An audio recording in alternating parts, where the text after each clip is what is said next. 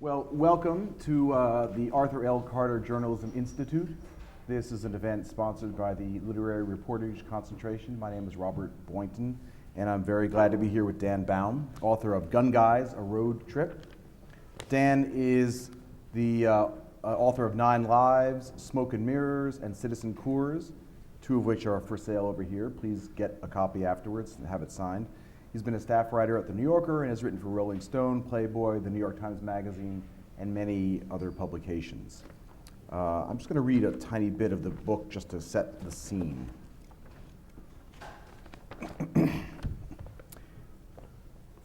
To begin figuring out my fellow gun guys, I read a tower of books on the history of American gun culture, mined FBI crime data for trends, ground through books arguing for more and less gun control, perused studies on the dangers and benefits of gun ownership, and hung out on countless gun guy websites.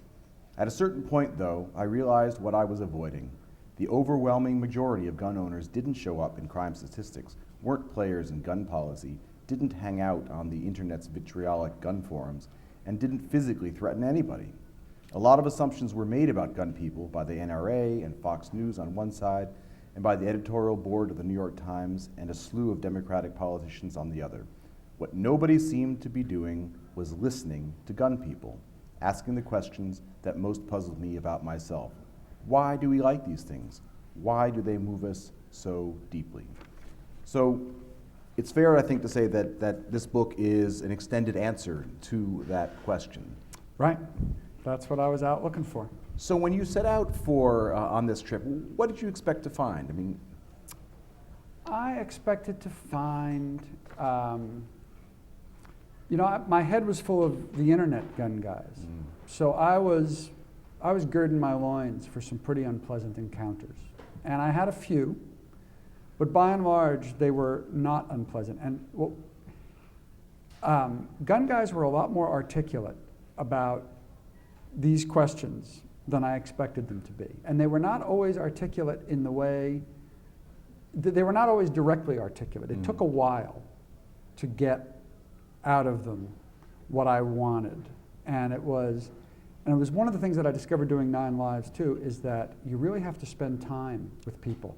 That if you walk in on somebody and you ask them a bunch of questions and walk out, you don't get it. Especially people like most of the people I was talking to who are not used to being interviewed, or not used to being asked about this stuff.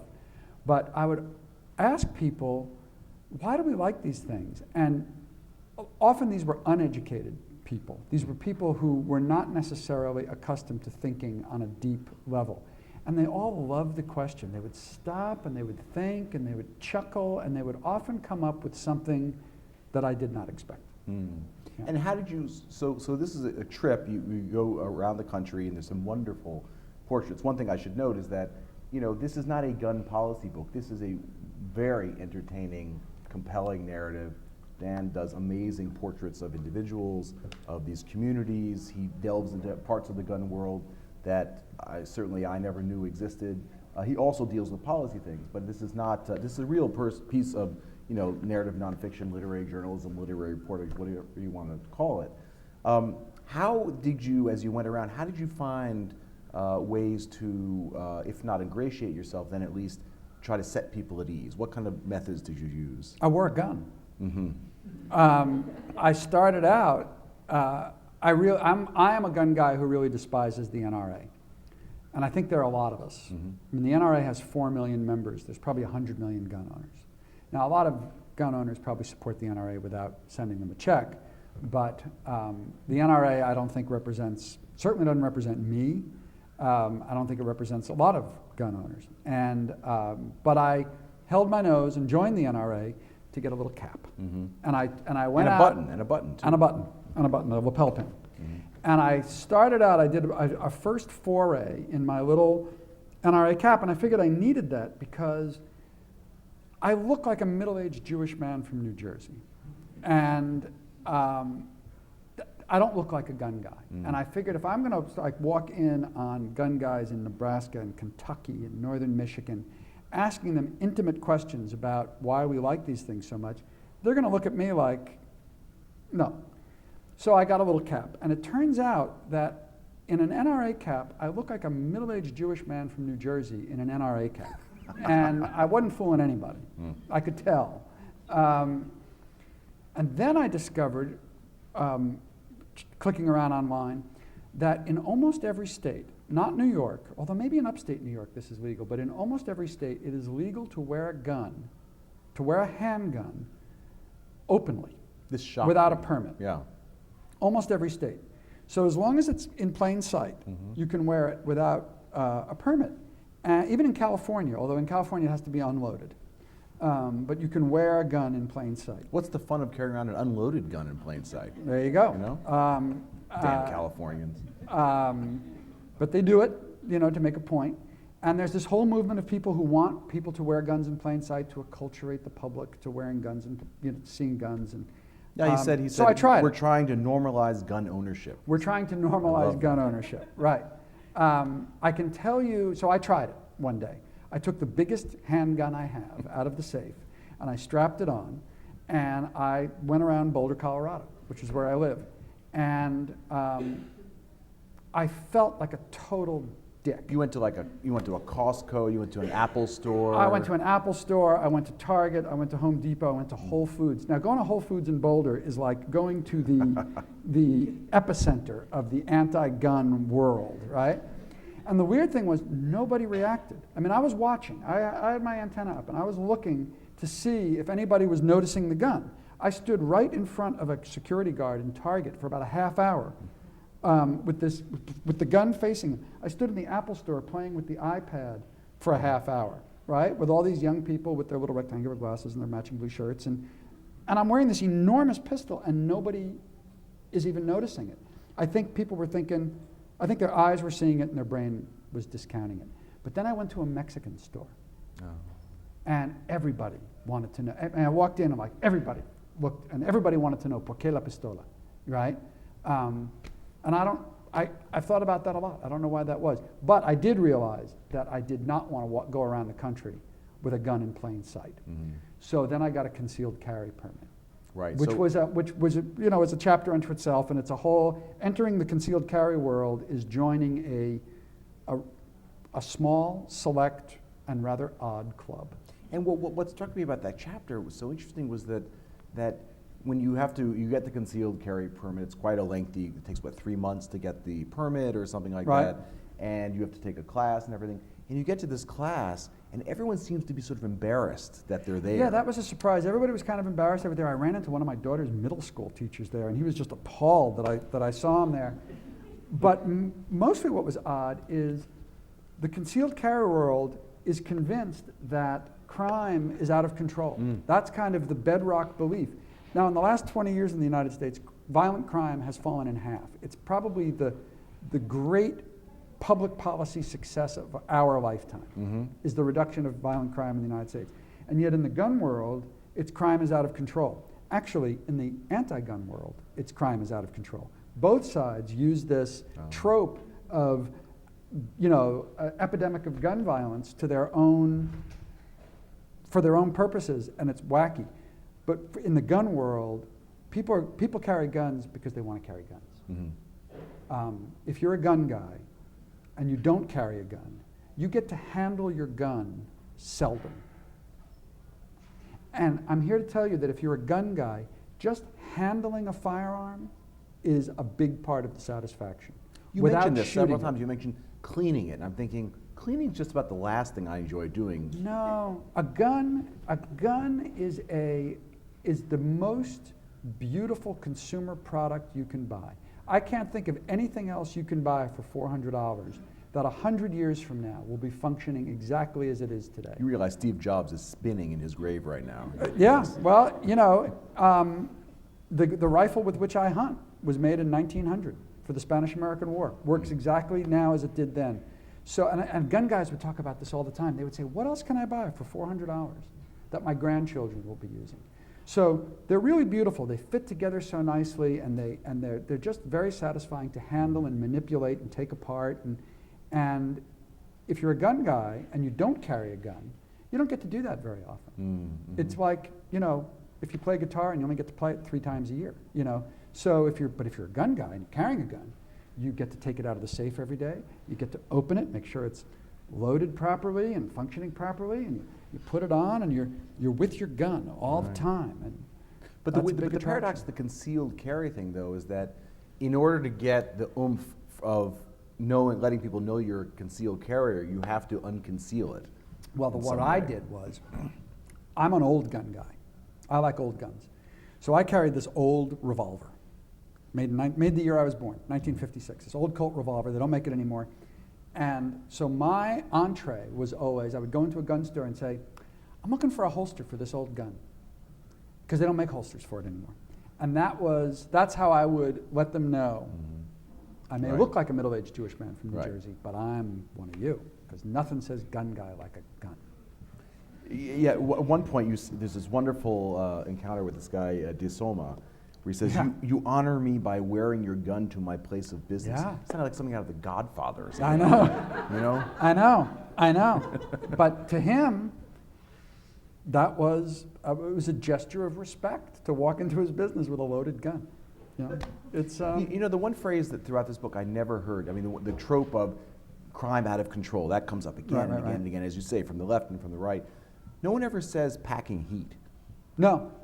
Is that just like that's the clearest way to show that you're a non-gun guy? I think say so. Packing heat? I think so. I've never heard gun guys talk about packing heat. They talk about, concealed carry. CCW. Are you a CCW? Which is carry concealed weapon. Which is, here, I'll show you my permit. Here. Like any other permit, like any other card you carry in your wallet, it makes me look like somebody who should not be carrying a gun. But that is what a Colorado. Oh God, I can just see it. There'll be this picture will be on the news, and they'll say, he was a mild-mannered writer until he, that's perfect. But that, and he was your mother would say he was a good boy. He was quiet. Right. The neighbors will say he was quiet. He kept to himself. Yeah. But this lets me carry in about 30 states. I could wear my gun in 30 states because a Colorado permit is good in about 30 states. And none of those states, I should say, east of the Alleghenies, except Virginia, Florida. Yeah. Now, one of the guns that looms large, these days, sadly, and in the book as well, is the AR-15. That was another surprise. You call it the eye gun, which I love. Yeah. So tell me, tell us about the AR-15 that was a big surprise and to me people's fascination with it. The AR-15 is the Adam Lanza gun, sadly. It's the gun that was used in the Aurora movie theater. It is the civilian version of the M16. Now, semi-automatic, you hear people say, well, don't you think semi-automatic should be banned? And then I'll say, well, do you know what semi-automatic means? And they'll say, no. Semi-automatic means it shoots every time you pull the trigger one time. It shoots one time every time you pull the trigger one time. Because I'm not a new gun guy, I'm an old gun guy, I hadn't really paid attention. But I started going to ranges, and that's all anybody shoots. And then I go to gun stores, and it's all they've got. I just went to the firearm industry trade show in Las Vegas, which is a total mind blower. I like guns, and this was too much for me. But, convention halls after convention halls, 70% of the booths had to do with the AR-15. So far from being some kind of bizarre outlier that Joe Biden and Dianne Feinstein would have us believe, some weird gun that only the murderous would want, it's the whole gun business. And the reason is because it is modular. Well, first of all, it's very easy to shoot. It doesn't have much recoil, and it's very accurate. But the big attraction is it snaps apart like Lego.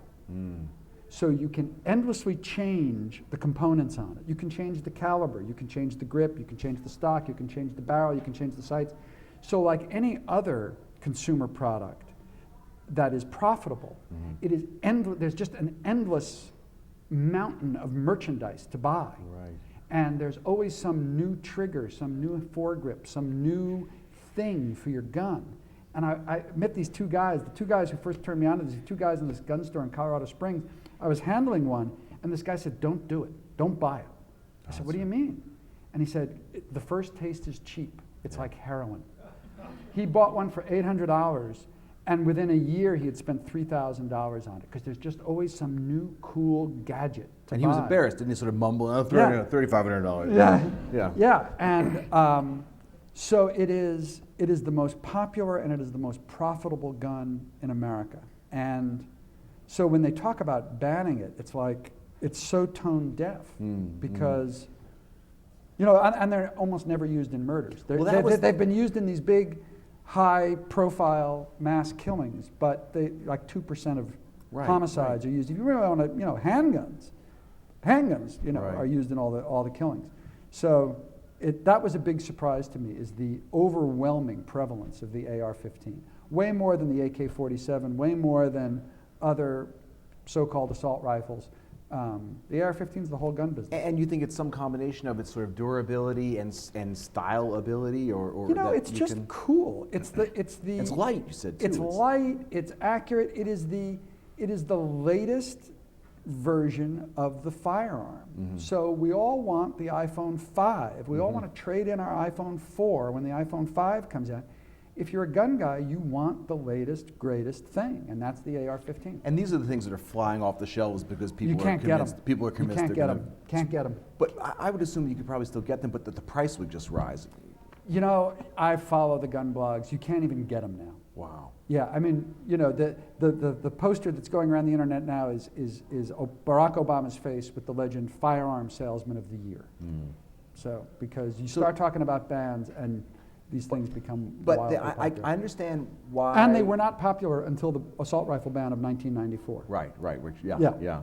But I could understand why a lot of people would run out to buy them. But why in God's name would the manufacturer stop or not manufacture more? They're making them as fast as they can. Oh, they're just They're fast making enough. them as fast as they can. Yeah. And the crazies are burying them as fast as they can. Well, the crazies, but also, I mean, it is not unreasonable to think, especially if you live in a state. I mean, there probably won't be a federal ban, but New York has banned them now. Yeah. So if you wanted one, if you thought you were ever going to want one, and you lived in Poughkeepsie, you had to go out and buy it. Well, one thing that was interesting too was that even though, as you say, statistically it's never been safer, there's never been fewer guns used, even accidental discharges of guns and the accidents are way, way down. Yes. But you do have a number of of teen suicide. Teen suicide is up with guns. Really? Yeah. Teen suicide in general and also with guns? Yes. Or? Yes. And you have this one wonderful chapter with, I forgot his name now, a black guy in Detroit. Rick Ector, who actually is attacked and has a real, you know, and then feels like many people, or some people anyway, who have experiences of terrible violence. And this guy is held up in his backyard by some punks. And then, you know, the rage he feels, and this, the getting the gun is, it seems like, part therapy and part also preventative of it's ever happening again. It's complicated because this is a black auto worker in Detroit, a Democrat, pro-gun control like most Democrats, until he gets robbed at gunpoint. And he gets a gun and he starts carrying a gun, and now he has become a high priest of gun carrying, and he teaches concealed carry classes. Part of it was he got robbed, and so he's, you know, the definition of a conservative. He's a liberal who got mugged. Right. But literally, at the same time, and I talk about this in the book, his whole life fell apart. I mean, his auto worker job disappeared. He got outsourced, and then that job disappeared. And he's living in Detroit, which is, you know, living in the corpse of a once-great city. Too, doesn't it? And his marriage falls apart. And he's quite explicit about it. He says, you know, married with children and a good job with a pension, that was that life. This is this life. And at first I thought, well, that is just about the worst come down I've ever heard, because all he's got now is this gun. But he's got the gun. Mm. And that really gives him a sense of pride and purpose, and it has restored meaning to his life. And I can't tell him he's wrong. And he also even developed a sort of a training business, high-end training business for other. Right. He's now a concealed carry trainer. He's an acolyte of, and you know, and he has this very historically sophisticated rap about how black folks should carry guns. Mm-hmm. I mean, you know, it is not safe to be a black man in America, and you should carry a gun. Yeah. So. One of the things that's other paradoxes that you explore that I thought was fascinating was that the notion that I think it's fair to say illiberal notion that actually guns lead to less violence. And you have this wonderful scene where someone calls you a faggot. I don't remember why exactly. And you say, you write, This time, though, I didn't, and this is after you're packing, your concealed I'm carrying, yeah. This time, though, I didn't become angry or even annoyed. To my great surprise, a zen-like calm overtook me. I felt no need to restrain myself. My body didn't even gesture in the direction of anger. Taking offense wasn't an option because I had no way of knowing where it would end, and somehow my brain and body sensed that. Yeah. So explain about how guns lead to less violence. This is complicated, and it's a hard thing for people who are instinctively anti-gun to get their minds around. I was this way. What has happened in the United States in the last 20 years is that in most states, you can get a concealed carry permit just asking for it, and the burden of proof is on the state to prove why you shouldn't get it. It used to be everywhere the way it is in New York, where if you want to carry a gun, you have to prove to the police why you need a gun. But in most places in the United States, the burden of proof is reversed. The state has to give you the permit unless it can prove a reason not to. So about 7 million people have gotten concealed carry permits. And when I first heard about this started in Florida in 1987, I thought, like a lot of you probably do, this is going to be a bloodbath. Mm-hmm. Every fender bender is going to be a gunfight. And it has turned out to be not true. Concealed carry people commit murder at 1/4 the rate of the general population. There has not been a bloodbath. And I kind of understand why. When you carry a gun, and I have stopped carrying a gun, by the way. We frisked him on the way in. I have stopped carrying the gun just because I just decided this is why. You're always aware you're carrying it. You can feel it all the time. Now, I imagine there are police officers who carry for 20 years who can take their mind off it. I could never take my mind off the gun. The whole time, I'd be sitting here talking to you, and half my brain would be thinking, this gun is uncomfortable, and is it showing? Is my jacket opening up? I was always aware that I was wearing the gun. And what it does to you is it makes you extremely vigilant, right? If I was wearing the gun now and somebody was walking in there, I'd know it. You're kind of like Shane. You don't sit with your back to the door. You're kind of always aware, and you're always thinking, all right, if a lunatic came in here now with a gun, what would I do? All right, I'd drop behind that. So you're kind of always playing out these scenarios in your head. It's really preoccupying. But what you're also doing is somebody cuts you off, somebody cuts in front of you in line, somebody says something bad to you, you just become Mr. Nice. Because you cut in front of me in line, and I say, hey, buddy, I was there, and I don't know who you are, and you turn around and pull out a knife, because you're a nut, and I have to shoot you. And then when they deconstruct the whole thing is, I shot you because you cut in front of me in line. And somehow, because you're always thinking about it, your body feels the gun, your body is connected to your brain, you're aware of that. And so you're just Mr. Cool when you're wearing the gun. You just don't get angry because you don't know where it's going to end. Gun guys like to quote Robert Heinlein as saying, he wrote in I don't even know where he wrote it, an armed society is a polite society. Right? Yes. Right? And I think most people who aren't familiar with guns or carrying a gun, they think, well, if you don't know who's carrying, you're going to be nice to everybody. But really what it is if you're carrying, you're Mr. Nice. You're just Mr. Cool.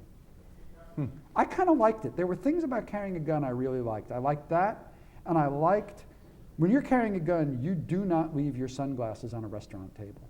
You do not leave your credit card on a counter. You are Mr. Together. You have your stuff totally tight when you're wearing a gun, right? The car is never unlocked. The house is never unlocked. You are dressed right. You are aware. You're not walking down the street listening to an iPod and texting. You are like Mr. Cool. And I like that. Wow. I like that. That description I like a lot too. I like that. That's and you can do it without the gun. Yeah. But it's called Adderall. Yeah. Everything's like great. Yeah. You can do it without the gun, I suppose. But when you're wearing the gun, you got to be doing it. It was trippy. Yeah. It was trippy. And there are times when I think of going back to it. There were things about it I liked. And I'm going to keep my permit. And I'm going to go to the range. Does this have to be renewed, the permit, or is it like a? This is part of the problem. I'm a big believer that widespread concealed carry is fine. In fact, I think it's good. I'm one of those nuts I disagree with the New York Times. I wish somebody with a gun had been in the Sandy Hook Elementary, had been in the theater in Aurora. I actually think armed citizens can make a difference. But I'm a big believer that training should be really good. The training I got to carry this gun was a joke. It kind of sucked. It was terrible. Yeah. It was terrible. And then I later because these took. people were bad people. These people seemed like they No, were sort of salt they were of just, the earth. Just you know, the Colorado standards yeah. are really low, and most states, 5 states, you don't need a permit at all to carry a gun. Right. And who knows the first state to allow any person, any adult, to carry a gun with no permit? Right? You're going to say Texas, Arizona. It was Vermont. So go figure. Wow. Vermont. But the training, you have a few scenes where you trained twice. You trained once for I the got regular bad training. I did two bad classes just to kind of get the permit, just to see what these two different classes were like. And then I went and got good training. Right. And tell us about the good training, because that was sort of sci-fi kind of. Good training. It was an all-day course. First, it was just in a range with this instructor, just three students and this instructor, and we shot probably 500 shots. And it was shooting at man-shaped targets, and it was all kinds of, 2 shots in the chest, 1 shot in the head, 2 shots in the chest, shot in each hip, right? If the guy is still coming at you. I mean, it was really intense and scary, right? And he's yelling at us, and we're shooting, and you got to reload, and you got to shoot with your right hand, you got to shoot with your strong hand, then you got to shoot with your weak hand, and then they took me into this thing called the PRISM system, and I'll be as quick as I can about No, this. that's what I was thinking But about. It was amazing. It's in a gun range, it's in an indoor range, and there's what looks like a bed sheet stretched across the range, and I'm right up close to it. I'm only about this far from it, so it fills my whole peripheral vision. And it's made of rubber, and I'm wearing a real gun with real bullets, and what's projected on the screen is a movie. It's real people. It's not an animation. And they have shot these scenes many, many, many, many times to account for every conceivable bullet strike.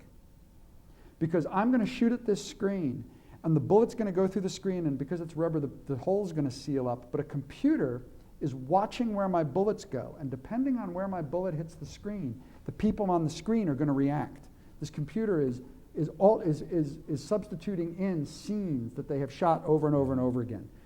And they were all what they call active shooter situations. They were all kind of like Sandy Hook, right? You're in this, a university building, or you're in the Las Vegas City Hall, or you're in some kind of institutional building, and there's a lunatic with a gun killing people.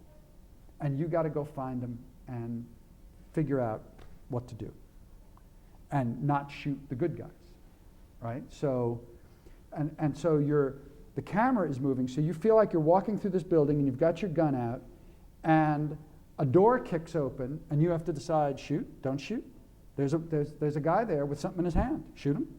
Well, it's a cell phone. And it's right, and you fail miserably. You get killed a number of times at first. Thank you, Robert.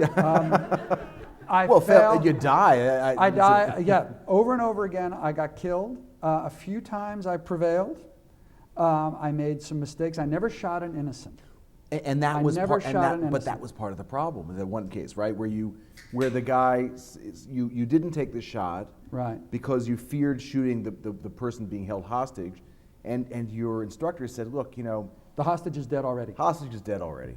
Right. The guy's shown that he's willing to kill. Right. Actually, it was a woman, wasn't it? Yeah, it's a woman. Woman's woman holding another she's woman willing to around the kill. neck, and she's got a gun to her head, and there's bodies on the floor, and there's people screaming, and the sound is really loud. So it is terrifying. I mean, I was pumping sweat, my heart was pounding, and it felt very real.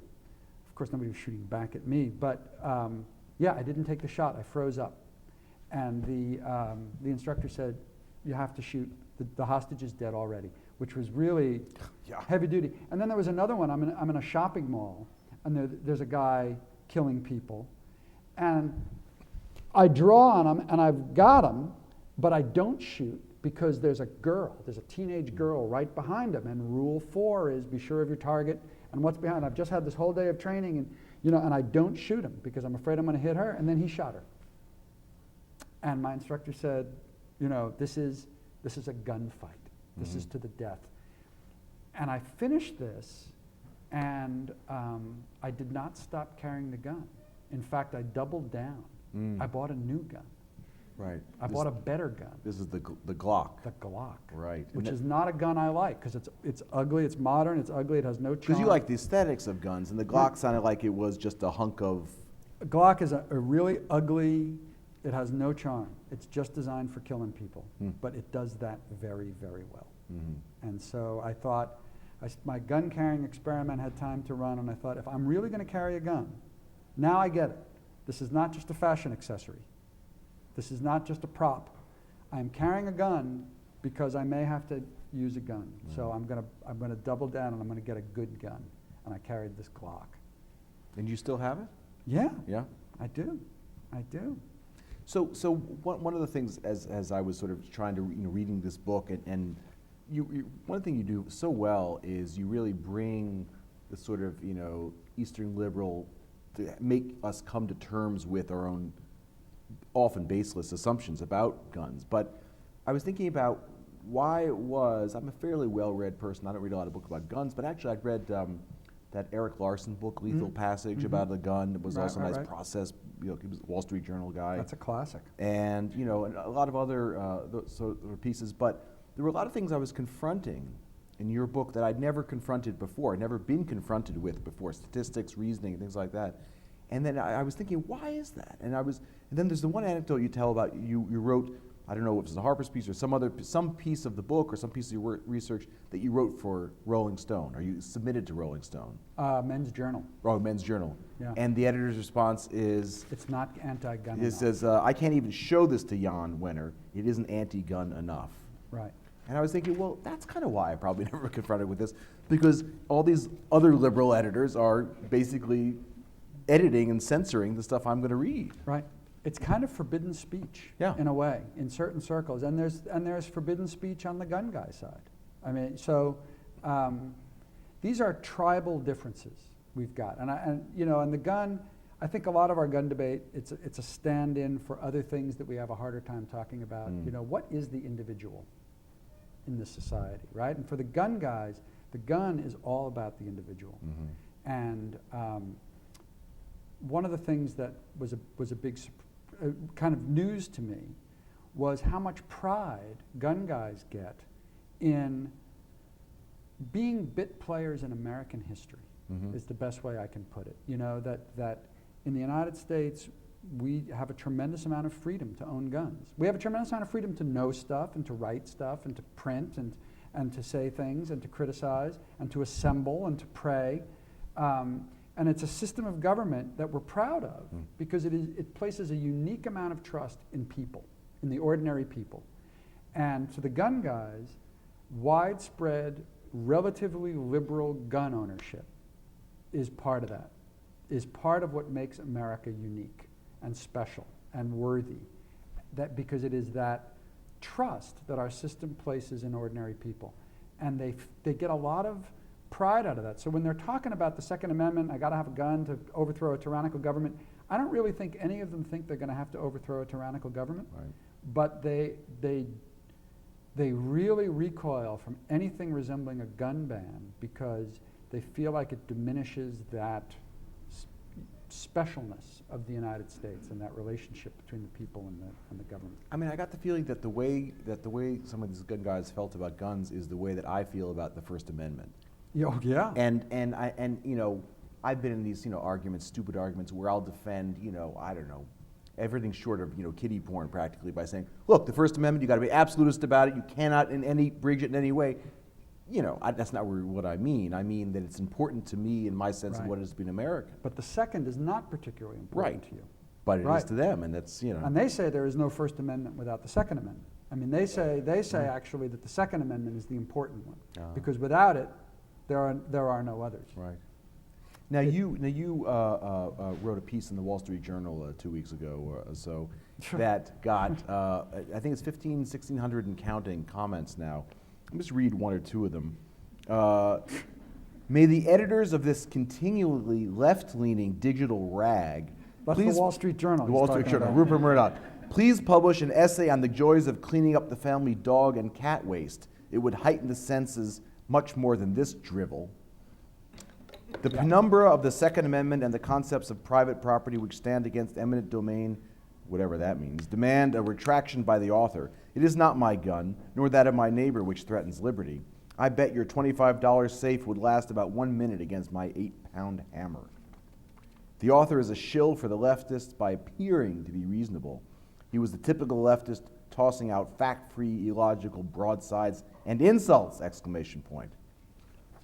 This is why I'm thinking of carrying the gun again, because these guys have guns. Right. I mean, I'm serious. I mean, I really don't know how angry I'm making any of these guys, and for those of you who haven't read the piece, it's a really good piece, and it's again this nice blend of narrative, character, and also a little bit of policy.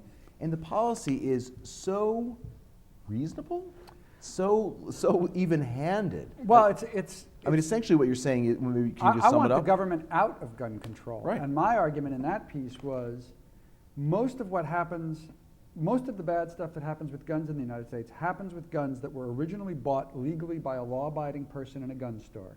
And then somehow that gun got away from them. Because gun guys are sloppy. They don't lock their damn guns up.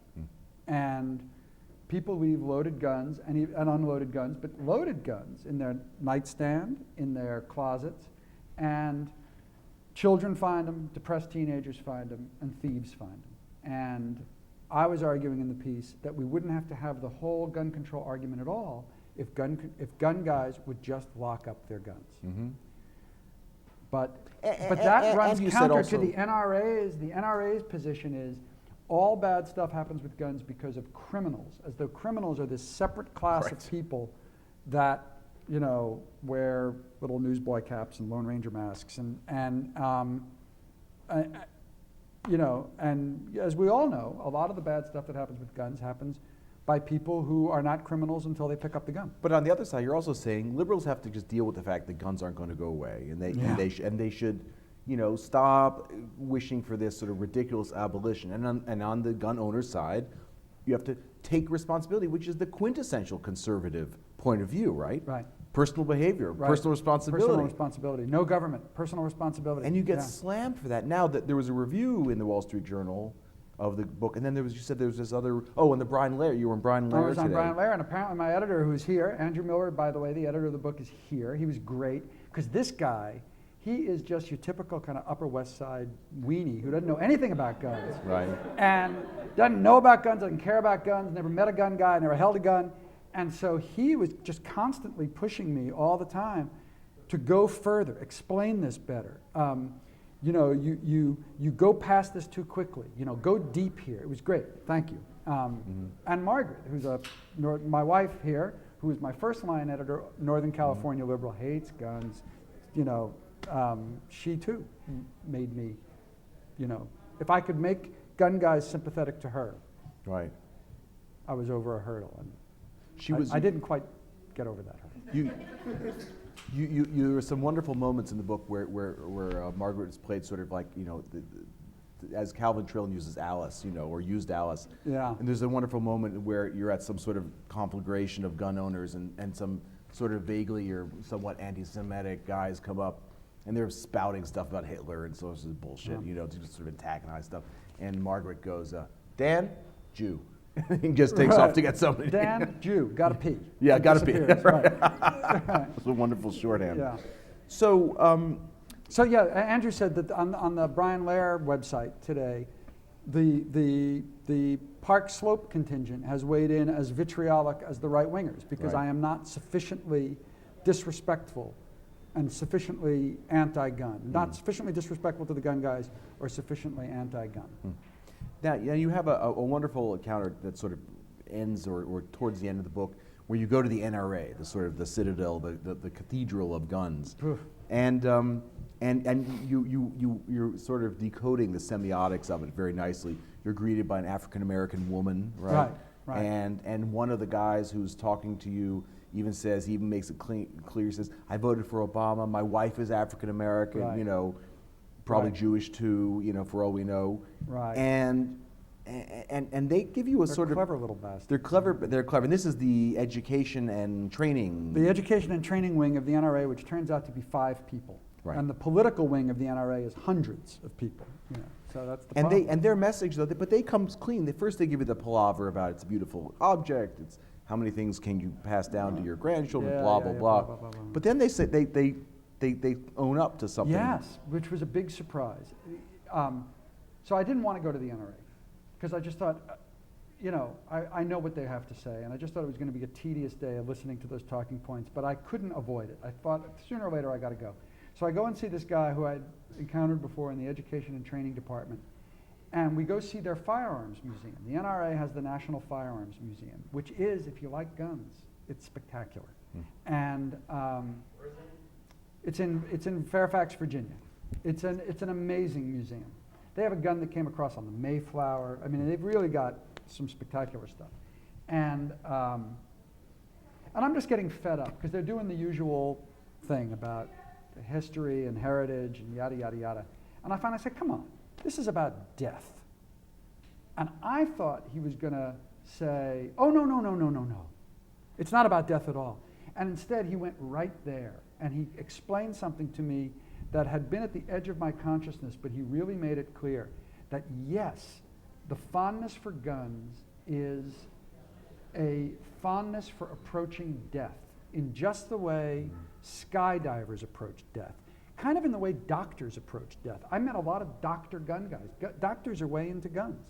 And they'll say it's because, well, I leave the hospital late at night, I cross the parking lot, and junkies think I have drugs in my bag. But it's not it. Doctors manage death for a living. They're arrogant. They think they can manage death. And owning a gun, especially carrying a gun, is death management. And when you're living with your guns all the time, you're kind of walking up to the line all the time. When I'm wearing my gun, at any moment, I could decide to kill people. So or myself. And so you're living, you're getting a little contact high from the Grim Reaper. And what this NRA guy was saying was, that's something we should be proud of. That's not something we should be ashamed of. That we who own guns, especially we who carry guns, we can deal with death and confront death and think about death in a way that the rest of these people can't do. And there's no apology necessary for that. And that was a mind blower for me. As I say, it had been kind of at the edge of my consciousness, but nobody had ever put it into words. And it was at the NRA. I couldn't believe it. Yeah.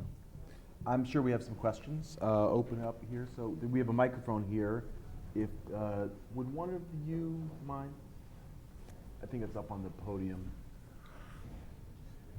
Your book is called Gun Guys, but I read a statistic a couple years ago, I don't know if it's true, maybe you do, that the fastest growing category of gun ownership in America is women. And I wonder if that's true. I don't think it's true. Can you repeat the question? Yeah, the question was, I call the book Gun Guys, but the fastest growing category of gun owners this woman has read is women. The NRA likes to say that, but if you look at the industry statistics, the National Shooting Sports Foundation is the firearms industry trade group, and they're based in Newtown, Connecticut, by the way. They're really honest, and they publish surveys that I trust. They're not political. The NRA has made a big effort to get women to shoot. There are women who shoot. I have one in the book, a sports shooter. But if you look at women's participation in the shooting sports over the last 20 years, it's flat. It just has fallen flat. There are women who shoot. I met Gwendolyn Patton, who is a fifth cousin of the general, who organized Pink Pistols, whose slogan is "Arm Gays Don't Get Bashed." And she's a big, proponent of caring for gays, just like Rick Ector for blacks. So, and the reason I call it Gun Guys is even the women who shoot call themselves gun guys. So, sir. I'm not a gun guy at all, and don't think I ever will be, but I really enjoyed listening to this. I've been having a similar conversation with my friend who lives in Colorado who is a gun guy.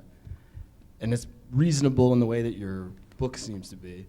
Why is the debate not, now that there's this big conversation going on, why aren't more people, and I realize you're doing it right now, why aren't more people like the gun guy you are, engaging in it? Is it the media? Is it, what is it? Because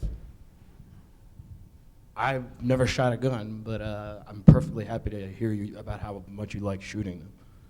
And you should be the guy talking about this stuff, not Wayne LaPierre Yeah. or Alex Jones. Or Alex Jones, right. And Or- also, what or do you think of Pierce Morgan. what do you think of the administration's proposals?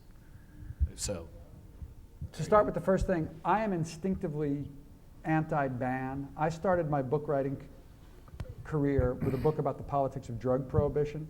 I just have this instinctive sense that when you ban things that lots of people want, you usually end up getting the opposite result that you want. You make it more attractive, and I just think it's dumb to want to ban things, even 30-round magazines. Okay, and we can talk about that. You know, I think it's almost like what we talk about when we talk about guns. I think when we're talking about guns, we're talking about, we're having a tribal dispute. And I think the two sides derive a tremendous amount of pleasure and sanctimony from belittling each other. And we would just rather fight about it. I think it makes, you know, the New York Times, I love the New York Times. I get the New York Times delivered, I spend an hour with it every day. I really love the New York Times. But the New York Times is like the Pyongyang Herald on this issue. One point of view is welcome in the pages of the New York Times, right? In the letters column, on the op-ed page, in the news column, it has to be anti-gun, pro-ban, pro-serious gun control. No other points of view are allowed. And I think those folks feel very good about themselves. Like, I'm cool because I'm anti-gun. I'm a good person because I'm anti-gun. And they say, you know, after Sandy Hook, after Aurora, people on that side of the question will say, the problem in this country is we have this terrible gun culture. Well, gun guys hear that and they say, wait a minute, I'm gun culture. That's me you're talking about. My guns have never hurt anybody. So, you know, you're telling me I'm somehow responsible for what Adam Lanza did? So it's an incredibly disrespectful way to talk about people. And there is a tremendous amount of disrespect in this discussion. That's why I wrote the book. I just don't think it serves anybody. We don't talk about gays that way. We don't talk about blacks that way. We don't talk about immigrants or Hispanics that way. We have good heart and education, and right? We shouldn't talk about gun people that way. And the gun guys shouldn't talk about the gun-grabbing, libtard Obamatrons either. We got to lower the temperature on this, so that's why. Huh? Oh, the administration. I think a lot of them are really damaging. I think to talk about banning stuff is a mistake, and I think if they could have kept their hand off that trigger a little longer, we might have gotten something done. Because here's the problem with it: they're not going to get a ban. Ain't going to happen. Happened in New York, but the courts are probably going to overturn that. What we've done is we've driven the gun guys out of the debate. We have 300 million or more privately owned guns in the United States. Jeez. If you passed an assault rifle ban or a magazine ban, there's still going to be all these guns. The question is not what can we ban. The question is how can we live safely in a country where we have 300 million guns circulating. I mean, we have a problem with that. People get killed with these guns. And the people who know guns are the gun guys. The people who might have something constructive to add about how we can live safely among all these guns are the people who own the guns. So we've driven them out of the debate. We've driven them into their traditional defensive crouch. And what we get is Wayne LaPierre snarling about, you know, the liberals. So we've lost a great moment here, and it's too bad. You get the. He's got the mic. You got the mic. He's got the conch. Well, that's actually a good example of what I wanted to ask you about, was to go back and talk about, I was a little skeptical about what you're saying with regard to being a nicer guy when you're carrying. And the reason I say that is because, you know, yeah, I feel like bouncers are really nice too. You know, they're calm and they talk calmly to you, and the guys at the gym are really nice too because they're huge. And what's implicit behind all of this is a threat, and the threat is if you fuck with me, you know, you're dead. And that, to me, is what underlies all of this debate. Unlike any other, entrenched national fight, one side is armed and one side isn't. And that inherent threat that is underlying everything that we talk about here, I find that an obstacle to any real discussion when we try to have these, what you call these tribal fights. There is an absolute imbalance. The reason the analogy is not perfect is if I'm a big guy, you can see I'm a big guy. If I'm wearing my gun concealed, all you see is a scrawny little Jewish guy from New Jersey. You don't know, I'm not a threat. You don't know I'm a threat. You don't feel threatened by me because you don't know I've got a gun. And the concealed carry people, you don't know who they are. Now you know they're out there, but you don't know who they are. So there's no disparity. So if you and I are talking in a store, right? If I'm a huge guy, right, and you and I I have a disagreement. We're strangers and we have a disagreement. Yeah, you will feel threatened because I'm a huge guy. But if I'm wearing a gun, you don't know it. So, and yes, the gun guys, in this debate, the gun guys have the guns and you don't. But it's kind of a stretch to imagine that they're gonna come shoot you because every time I hear something, maybe this is what you're saying, that the media is not covering it fairly, and that 95% of gun owners are actually extremely docile people. But every time there's anything talking about, a ban, the first voices I hear are, "You just try to come and get my guns." Yeah. Those are the guys I hear, and I think, what are you going to do? You're going to shoot police officers? And I think maybe they will. I can't tell. I can't tell There's either. so much- Some of them probably will. Vitriol in there, and there's guns behind it. Yeah, I agree. That's why I'm thinking of carrying a gun again, because I'm scared. I'm kind of scared of some of these guys. I know what you mean, but here's the thing.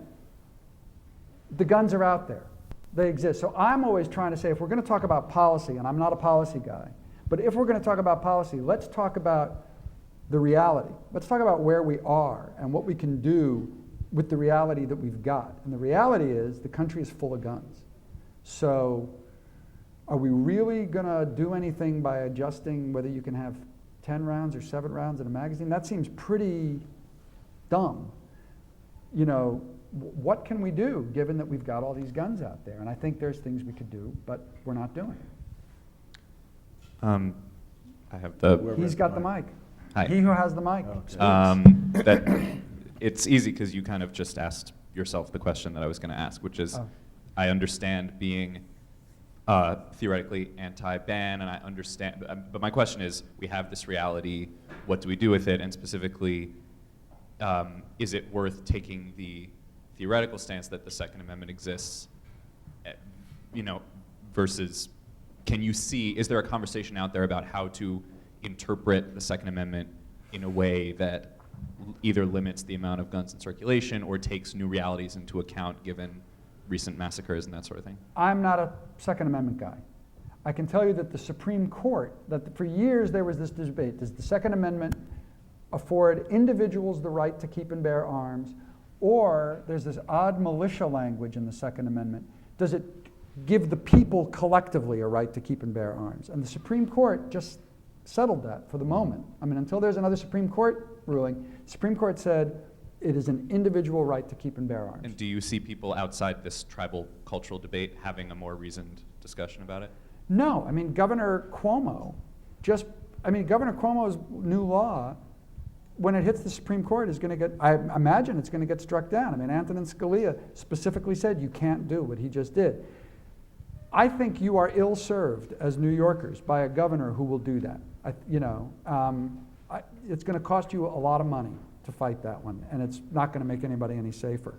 But again, I'm not a Second Amendment scholar, and a lot of Second Amendment scholarship, to me, has always seemed to depend on time travel. What was James Madison thinking at the time, which seems to me useless. And I'm always trying to say to the gun guys, stop talking about the Second Amendment. It's irrelevant. The issue is not what did James Madison want. The issue is what do we want? We are living in a country with 300 million guns. How do we do that? What do we want? And for them to just go, I have a right, it's pointless. Because because a lot of people here probably don't accept that those people have a right. I mean, we're still arguing about it, even though the Supreme Court has supposedly settled. Can you pass the mic over here? So I think there was a woman over here who wanted to ask a question. Yeah. I moved over here to get in on the mic. Oh, okay. Can you pass the other mic over there after your question? Could I? Am I? Sorry. No. Okay.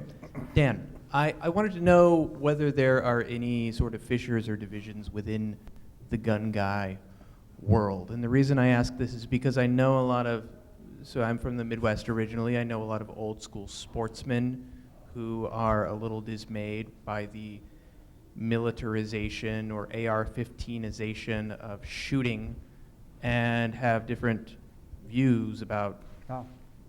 gun policy.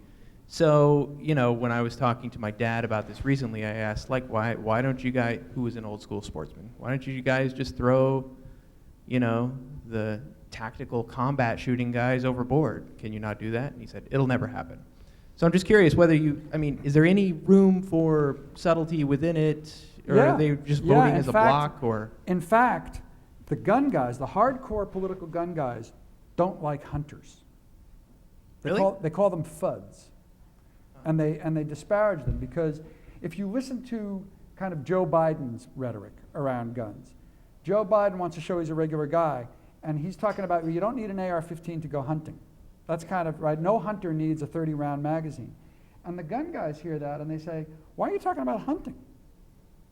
I mean, hunting is a tiny little portion of the gun guy world, right? And if you hold up hunting as the only legitimate use of guns, you're like, that's just nuts, right? Because a lot of gun guys are not hunters. And they dislike the hunters because the hunters have this kind of privileged status as the only legitimate owners of guns and the only legitimate users of guns. And the hunters are not political, right? They're like your dad. They couldn't care less about the Second Amendment. But there are sport shooters who are not AR-15 shooters and assault Yeah, rifle people, fewer right? and Target fewer. rifle.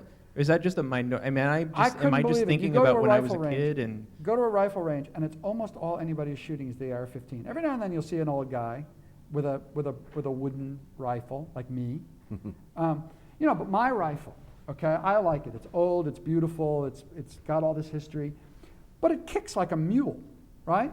And I shoot it. It's heavy as hell. It's like carrying a grand piano, and it kicks hard.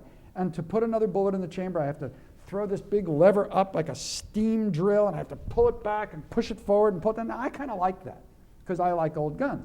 But an AR-15 doesn't kick. It's really light. And you just pop, pop, pop, pop. I mean, it's a better gun. Just like an iPhone 5 is a better phone than the phones we were using in 1999. Let me interrupt just a second. You mentioned before you asked, you'd mentioned Joe Biden, and I had heard a rumor that Biden had actually reached out to you to ask advice about gun legislation. Is there any truth to that? He did. I have been invited to the White House on Monday to have coffee with Joe Biden. boom. Wow. And I asked, now what are the ground rules here? Is this off the record? Can I? He said, no, you can't write about this. He wants to interview you. He wants to know how gun guys think. And it was all I could do not to say, it's a little late for that. You should have called me. Right. Should have called me before you started all this foolishness. But better late than never. So I'm going to go Fantastic. have coffee with Joe Biden. Fair trade coffee, no doubt. Yeah, I may ask for a beer, so I can always say I went and had a beer with The Joe beer Biden. summit, yeah. Now, yes. Hi, I heard you on NPR this morning, and everything you've been saying has resonated very deeply with me.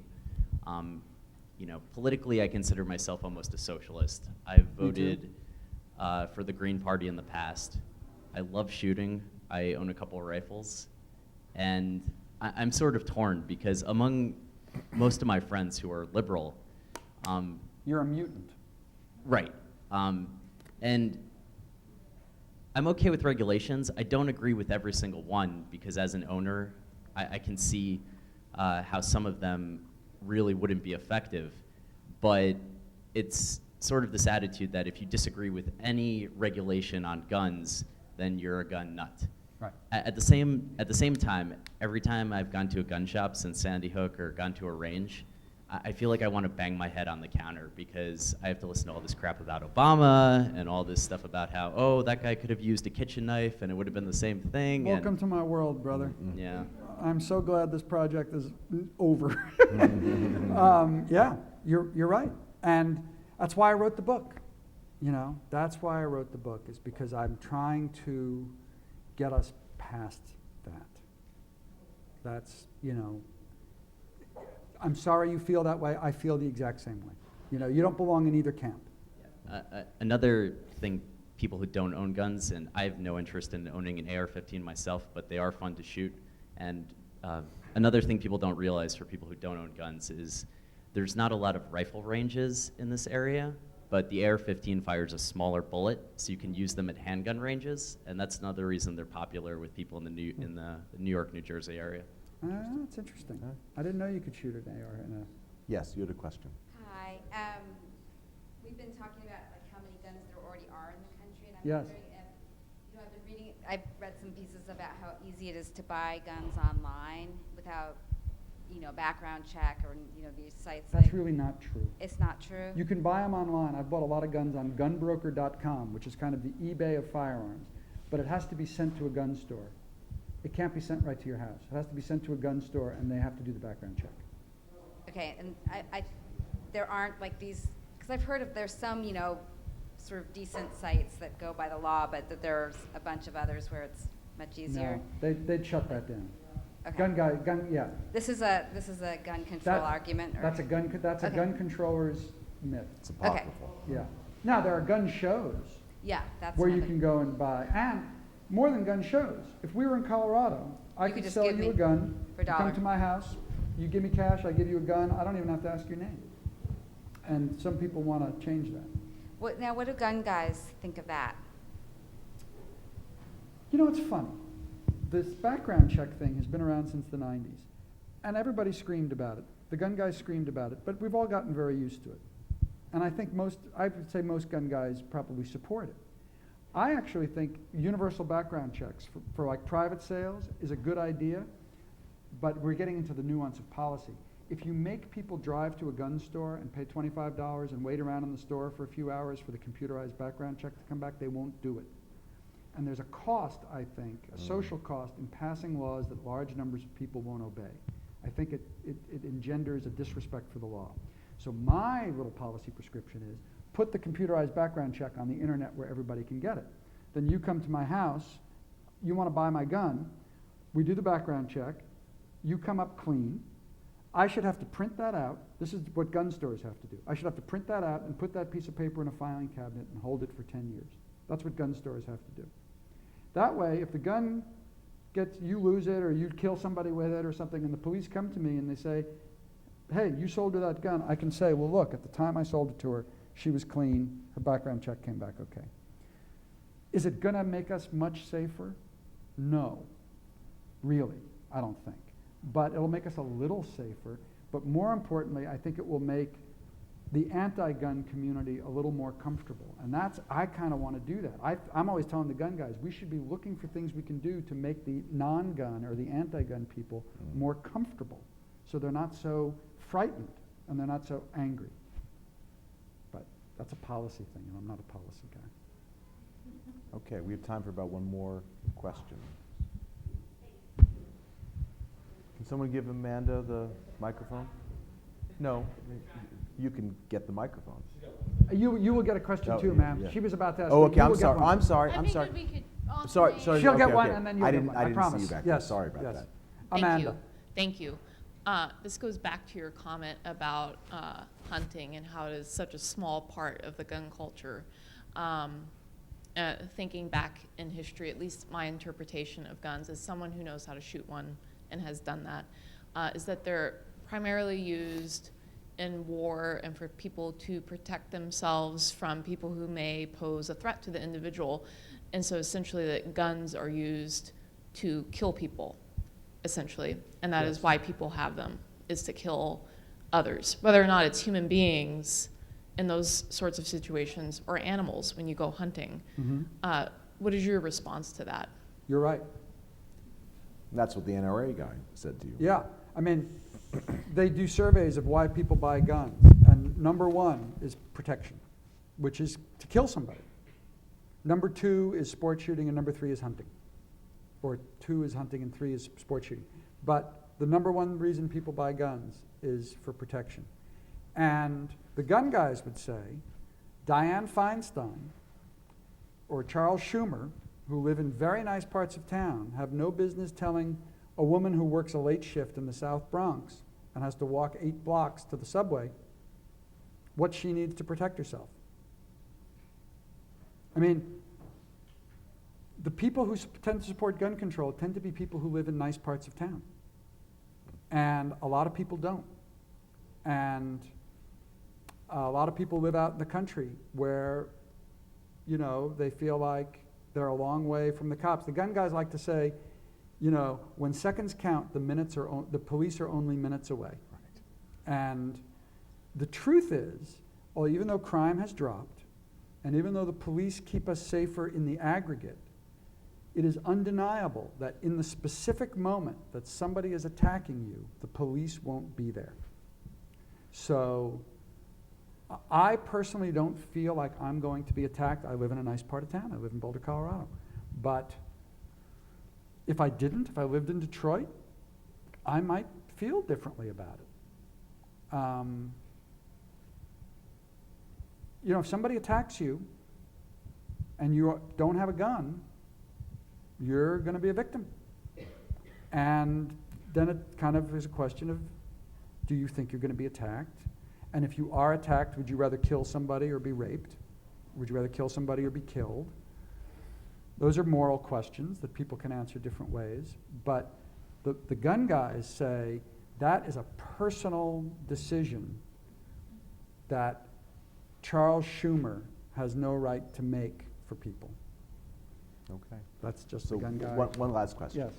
Hi, I was wondering, now that you've spent all this time carrying a gun, now that you're not carrying a gun, do you ever feel like you're shirking your responsibility to protect people?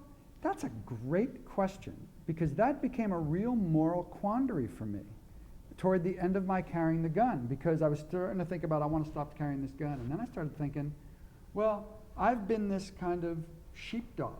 That's what the gun guys call it, the sheepdog mentality, where you're kind of vigilant, nobody knows you're taking care of them, but you are, right? You're sitting in a restaurant, and you know that if a crackhead comes in with a shotgun, you can save the day. And now I can't. So it is actually something I think about, and it's not something I haven't really resolved, but it's a great question, because it becomes part of it. You start feeling this responsibility, and then you start wondering, well, if I give up doing this, am I somehow, I now have some skills and I have some familiarity with guns. Is it now my responsibility to carry a gun? I don't know. But I've kind of decided no, it's not. But it's something I think about. All right. Listen, would you please buy his book, Would The you Gun please Guys? buy the book? He's about to leave the profession. Buy his book. Also, his previous wonderful book on New Orleans is there. Shakespeare & Co. is selling it at a great independent bookstore we all need to support. Thank you very much for talking to us. Thank you. Thanks. Thank you.